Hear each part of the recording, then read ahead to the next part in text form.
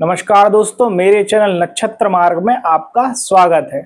आज हम कुछ ऐसे ज्योतिषी योगों के बारे में बात करेंगे, कुछ ऐसी कंडीशंस के बारे में बात करेंगे जिससे आपके वैवाहिक जीवन में कलेश और आपके प्रेम संबंधों में तनाव और पार्टनर के बीच झगड़ा और गृह कलेश होता है। इन मुख्य कारणों को अगर आप समझ लेंगे एवं इनके उपाय अगर आप कर लेते हैं तो आपके वैवाहिक जीवन में स्थिरता, प्रेम संबंधों में सदृढ़ता देखने को आपको मिलेगी। बात कर लेते हैं पहले योग से। जब आपका 7th हाउस का स्वामी वीक हो जाए कुंडली में, मान लीजिए यह काल पुरुष की कुंडली है, यहां पर सप्तमेश जो है वह सप्तम भाव में यहां पर तुला राशि आ रही है। तुला राशि के स्वामी शुक्र हैं।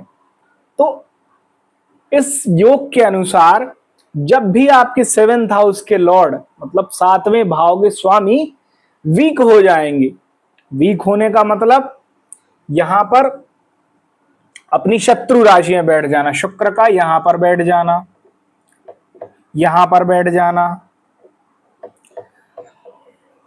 यहां पर बैठ जाना,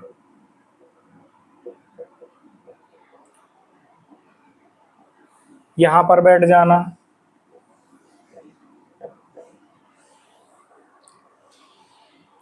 और किसी अपने ही शत्रु ग्रह के साथ युद्ध हो जाना, जैसे गुरु के साथ युद्ध हो गए, कोई भी शत्रु का जैसे मंगल के साथ युति हो जाना। अब कुछ लोग इसमें यह वाद विवाद करेंगे सूत्र में कि चतुर्थ भाव में शुक्र है तो फल कैसे खराब देगा। फिर तो आप कहेंगे कि लग्न में शुक्र भी खराब फल दे देगा, मेष राशि का हो जाएगा। बिल्कुल, यहां पर इस सूत्र के अनुसार मेरा यह साफ कहना है कि जब भी शुक्र अपनी शत्रु लग्न में बैठता है और अपने शत्रु ग्रहों के साथ युति करता है तो वह 7th हाउस का लॉर्ड है और 7th हाउस का लॉर्ड शुक्र है, इसलिए यह कंडीशनिंग बन रही है। आपका 7th हाउस का लॉर्ड कोई और भी हो सकता है।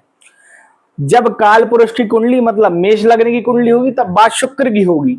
यहां पर ग्रह कोई और भी हो सकता है। मान लीजिए आपका सप्तमेश गुरु है, मान लीजिए आपका सप्तमेश मंगल है, मान लीजिए आपका सप्तमेश चंद्रमा है, कोई भी आपका सप्तमेश हो सकता है। यहां पर बात सप्तमेश की हो रही है और सप्तमेश जब अपनी शत्रु राशि में बैठेंगे तो और शत्रु ग्रहों के साथ युति करेंगे तो आपके वैवाहिक जीवन में कष्ट देंगे और प्रेम संबंधों में तकरार लेकर आएंगे और आपके वैवाहिक जीवन में ऊंच नीच अस्थिरता लेकर आएंगे।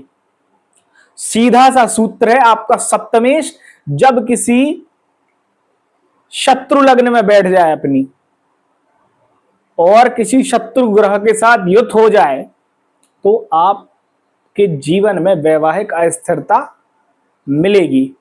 अब इसका उपाय क्या है?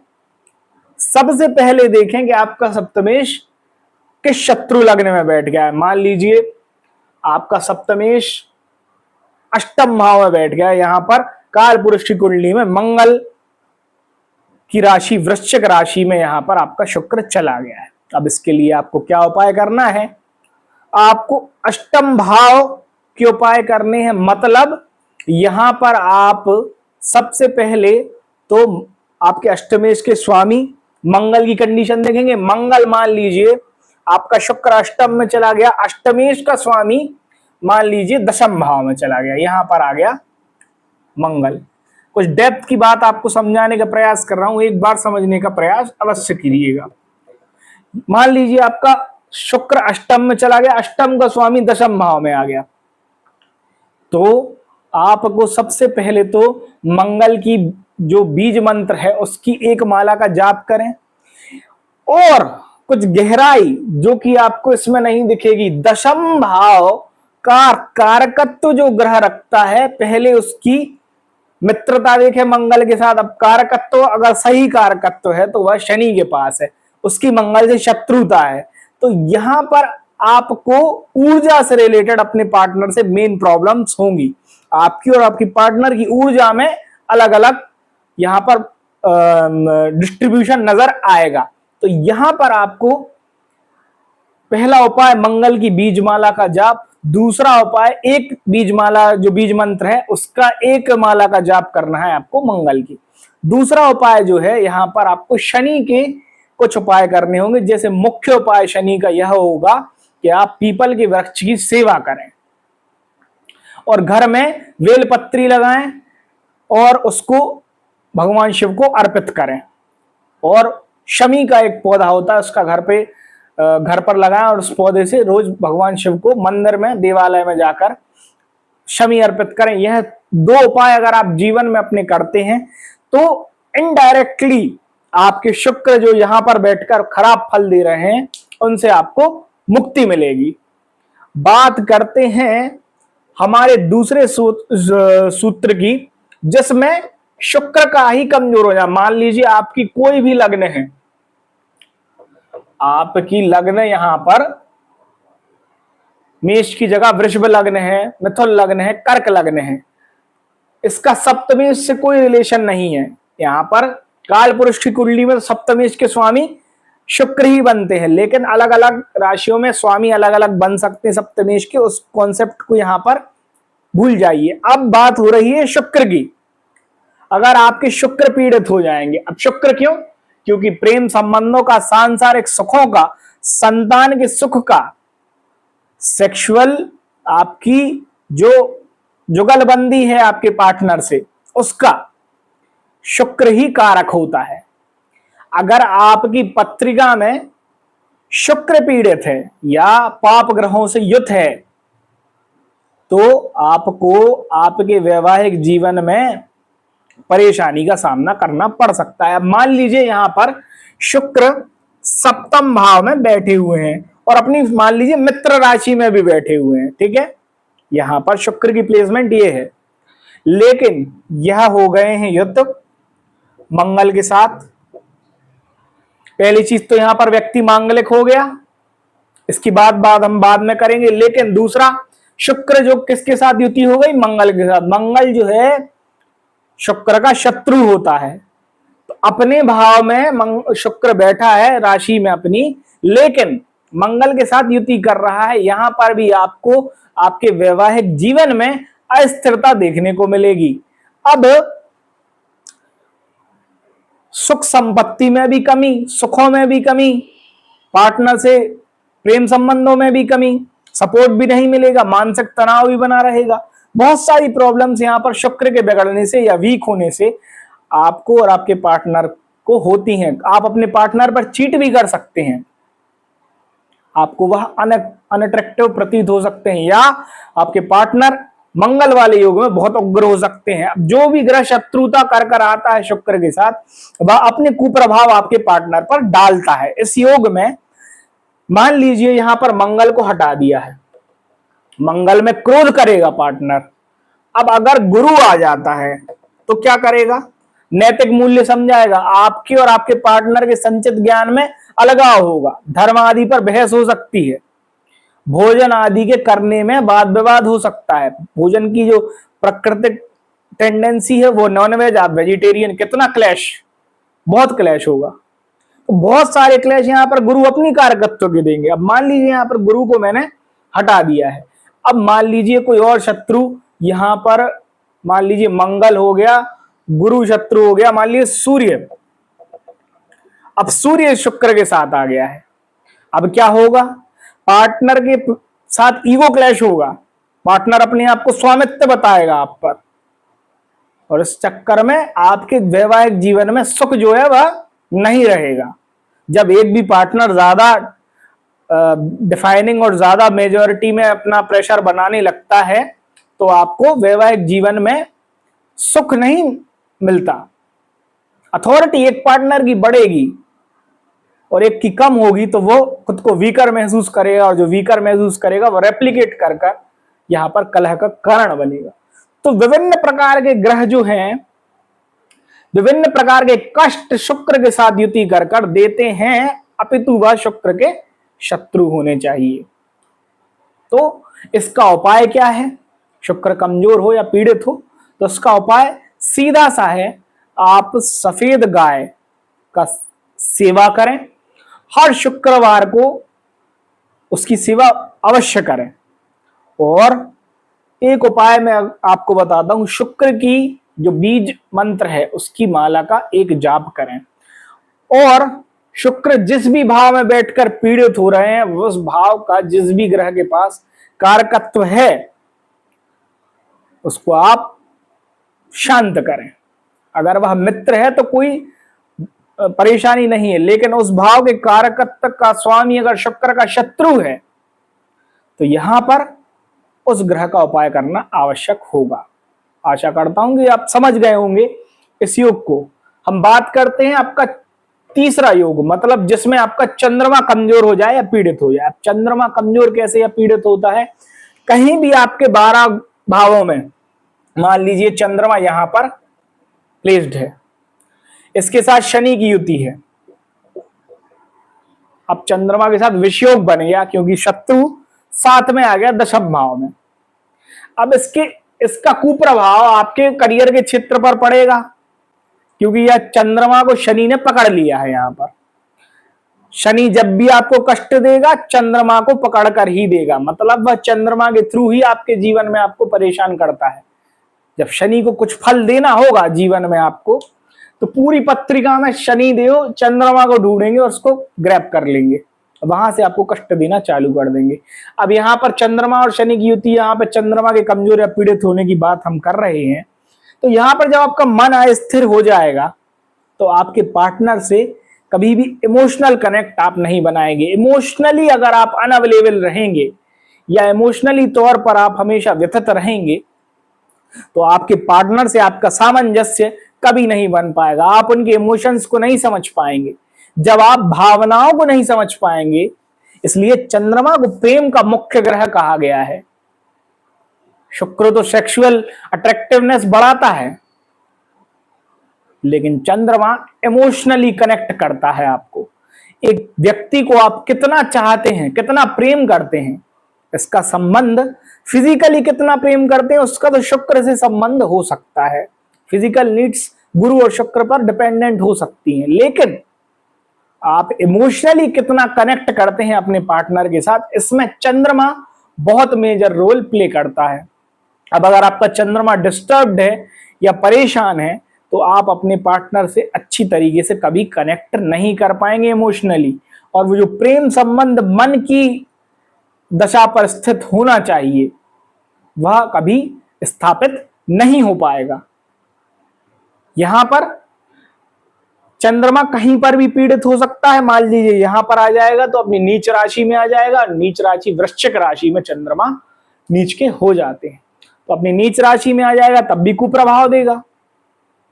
अब हमें इसका उपाय क्या करना है? चंद्रमा अगर आपके कहीं भी पीड़ित हो गए हैं 12 भाव में तो उसका उपाय क्या है? उसका उपाय सीधा सा है, महामृत्युंजय मंत्र की एक माला का जाप रुद्राक्ष की माला से अवश्य करें, भगवान शिव की सेवा करें और चंद्रमा की जो बीज मंत्र है उसकी एक माला का जाप अवश्य करें।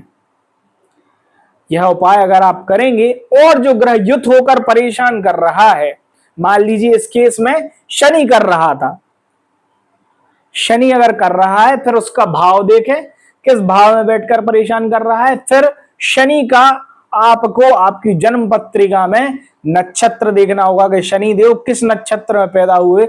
जिस नक्षत्र में शनि देव होंगे उस समय पे उस नक्षत्र के स्वामी का उपाय आपको यहां पर करना है। एग्जाम्पल के तौर पे जब आप पैदा हुए तो शनि देव रेवती नक्षत्र में गोचर कर रहे, मीन राशि में थे, रेवती नक्षत्र में थे। अब चंद्रमा को पीड़ित यहां पर शनिदेव कर रहे हैं, तो शनिदेव जिस नक्षत्र में बैठे थे, मान लीजिए बुध के नक्षत्र रेवती में बैठे थे, अब यहां पर आपको बुध के उपाय करने होंगे, जो कि मेन उपाय मान लीजिए भगवान गणेश की सेवा, और यहां पर आप बुध की बीज मंत्र की एक माला का जाप करेंगे। यहां पर चंद्रमा का उपाय नक्षत्र से इसलिए जुड़ा हुआ है क्योंकि जो उसको पीड़ित कर रहा है उसके नक्षत्र का अगर आप उपाय करेंगे तो वो पीड़ा बहुत जल्दी आपको उससे शांति मिलेगी। हम बात कर लेते हैं हमारे चौथे योग की, पाप ग्रहों का हस्तक्षेप। मान लीजिए पाप ग्रहों का हस्तक्षेप मतलब आपका यहां पर फर्स्ट और सेवेंथ हाउस की बात हो रही है, दो भाव। यहां पर ये खुद आप हैं, ये आपका पार्टनर है। ऐसे देखा जाए तो ये आप स्वयं होते हैं, लग्न जो है वह आप स्वयं हैं और ये आपका पार्टनर है। इन दो खंडों में जब भी किसी पाप ग्रह का खराब तरीके से हस्तक्षेप होता है, मान लीजिए यहां पर सूर्य है, सप्तम भाव में आपके सूर्य है, तो क्या यह बुरा प्रभाव देगा? नहीं, आपके पार्टनर को तेजस्वी बनाएगा। आपका पार्टनर अपने कार्य क्षेत्र में बहुत उन्नति लेगा, जीवन में बहुत धन आदि कमाएगा, बहुत यश कमाएगा। लेकिन आपका पार्टनर अथॉरिटिव होगा, मतलब आप पर अपनी चलाएगा, आपकी बात नहीं सुनेगा। इसी अपोजिट केस में सूर्य जब आपके लग्न में अब यह आप पर इफेक्ट करेगा। जब लग्न में आ गया है तो यहां पर आप इगोइस्टिक हो जाएंगे, आप अपने पार्टनर पर दबाव बनाएंगे, आप अपने पार्टनर को ईगो क्लैश करेंगे, अपने पार्टनर पर अथॉरिटी जमाएंगे। जब आप अपने पार्टनर पर अथॉरिटी जमाएंगे तब बताइए कैसे अच्छे संबंध आपके पार्टनर के साथ स्थापित आपके हो सकते हैं। कुछ पाप ग्रह इस प्रकार से आपके और आपके पार्टनर के सामंजस्य में कमी लाते हैं। यहां पर बात कर लेते, सूर्य को हटाकर सबसे खराब पाप ग्रह जो आ सकता है वह है मंगल।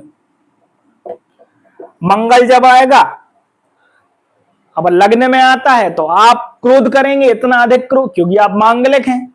सप्तम भाव में आया, पार्टनर के आया, आपके आया तो भी मांगलिक है। इन दोनों कंडीशंस में आपकी ऊर्जा, एनर्जी बिल्कुल प्रोपोर्शनेटली अलग हो जाएगी एवं क्रोध आदि पर बिल्कुल संयम नहीं रहेगा और बात हाथापाई तक आ जाए, इस तरह का कलेश आपके और आपके पार्टनर के बीच। मंगल जब पाप ग्रह है, इस प्रकार का प्रभाव यहां पर देता है। हम बात कर लेते हैं शनि की। शनि जब लग्न में आएगा, सप्तम में आएगा, लग्न में आएगा तो आप पर आपको ओवर डिसिप्लिन्ड, जीवन को बिल्कुल सिस्टमेटिक तरीके से जीना अच्छी बात है, कोई बुरी बात है नहीं, कोई बुरी बात नहीं।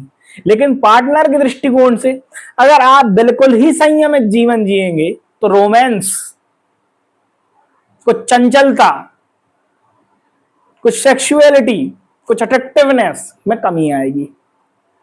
यह स्वतः बात है। अगर आप जीवन में मस्ती, डिसिप्लिन को छोड़ दें कभी कभी, अच्छी बात है, जीवन आनंद उठाने के लिए, लेकिन शनि देव ये होने नहीं देते। पार्टनर के केस में या तो पार्टनर सप्तम में आएगा तो पार्टनर ऐसा मिल जाएगा कि ऐसा बिल्कुल भी उसको इंटरेस्ट नहीं है, ना खेल उसमें, ना किसी तरीके की मस्ती में, बिल्कुल डिसिप्लिन, हमेशा अपने कार्य समय पर पहुंचना, बिल्कुल चीजों को समय टू समय करना। लेकिन एक समय के बाद लाइफ जो है बोरिंग और स्ट्रेसफुल हो जाएगी। इसलिए चंद्रमा और शनि शत्रु हैं। प्रेम संबंध बाहरी तौर पर नहीं दिखाते शनिदेव।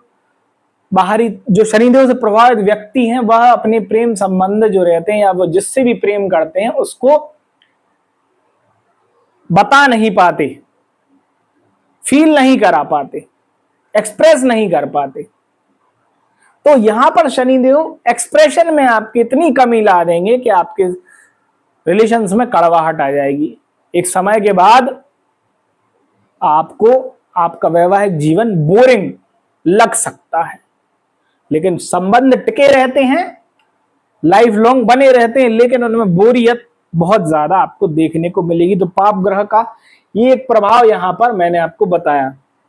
तो पाप ग्रह अगर हस्तक्षेप करें तो आपके वैवाहिक जीवन में थोड़ा बहुत कलेश, ऊंच नीच ला सकते हैं।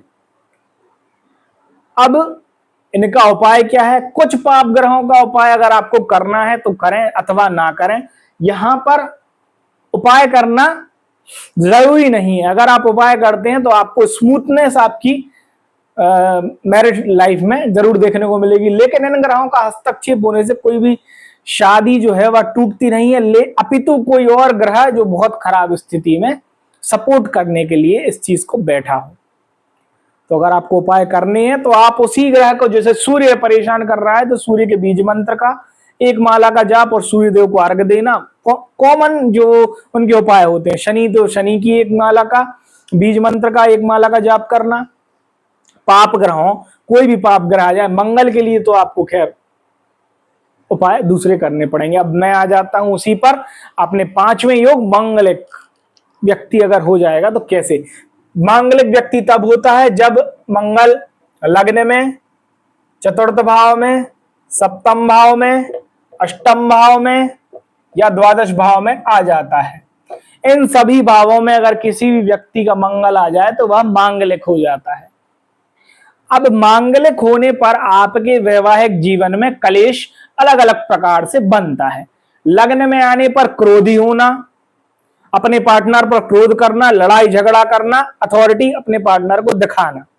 चतुर्थ भाव में अपने पार्टनर से दूर होना, सुख संपत्ति साधनों आदि में कमाने में इतना व्यस्त हो जाना कि अपने पार्टनर को समय ना देना, अपने और अपने पार्टनर की भी सुख की कमी होना, किसी भी प्रकार का सुख वह हो सकता है। सप्तम भाव में सेक्सुअल रिलेशंस में प्रॉब्लम, मैरिज में बच्चे होने में प्रॉब्लम, ज्यादातर अबॉर्शन के केसेस, ज्यादातर बच्चे गिर जाने के केसेस, ज्यादातर बच्चे में डिले होने के केसेस, सेक्सुअल प्रॉब्लम्स। यहां पर सप्तम भाव में मंगल जब ऊर्जा का डेप्लीकेट हो जाता है तब विभिन्न प्रकार की परेशानियां यहां पर आपको देगा।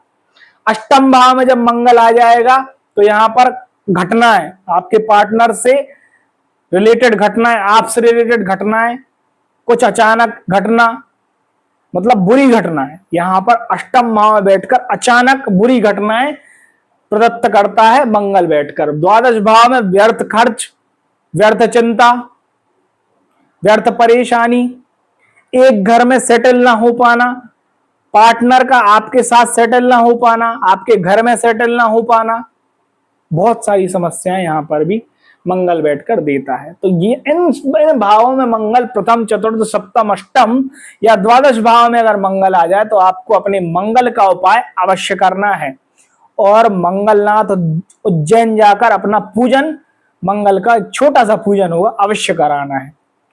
तो और मांगलिक व्यक्ति से ही विवाह करना है, यह चीज याद रखें। राहु केतु का योग। अब राहु केतु का योग क्या है? राहु केतु के अगर योग की बात करें तो आपके प्रथम या सप्तम भाव में राहु केतु का रिलेशन बन जाना। मान लीजिए राहु यहां पर है, केतु यहां पर है, ये एक्सेस जो है अगर आपका लग्न और सप्तम में बन जाए तो पहली बात मैरिज में बहुत डिले कर देता है। ज्यादातर लोगों का मैरिज में जो है, इस राहु जब लग्न में आएगा, केतु सप्तम में आएगा तो मैरिज में इंटरेस्ट खत्म हो जाएगा। अगर मैरिज होगी तो पार्टनर में इंटरेस्ट खत्म रहेगा, बहुत सारे अफेयर्स होना, पार्टनर में इंटरेस्ट ना आना, सेक्सुअली अट्रैक्ट ना होना, मन चित्त में कभी भी मिलाव ना होना, प्रेम ना होना, प्रेम संबंधों में कमी, कलेश, हर प्रकार की समस्या राहु केतु यहां पर देंगे। अगर इस एक्सिस को उल्टा कर दिया जाए, केतु की जगह यहां पर राहु आ जाए और लग्न में वापस केतु आ जाए तो भी अब यहां पर प्रॉब्लम्स आपको आपके पार्टनर से मिलने लगेंगी। जो आप दे रहे थे पार्टनर को, वो पार्टनर आपको देगा। वो आपसे तरफ अट्रैक्ट ना रहेगा, उसके अफेयर्स होंगे, वो आपको परेशान करेगा, वो आपसे असत्य बोलेगा, वह कलेश करेगा, वह लड़ाई करेगा, झगड़ा करेगा, संतान की तरफ ध्यान नहीं देगा, संतान भी क्रूर पैदा होगी, आपको उपक्रमी परेशान। राहु केतु हर प्रकार से आपको परेशान इस एक्सिस में बैठकर करते हैं। इसका उपाय क्या है? यहां पर आपको इस एक्सिस से निकलने के लिए महादेव का उपाय करना होगा, आपको उनकी भक्ति करनी होगी और सोमनाथ आपको विजिट करना होगा और वहां पर आपका एक छोटा सा पूजन आपको करवाना होगा।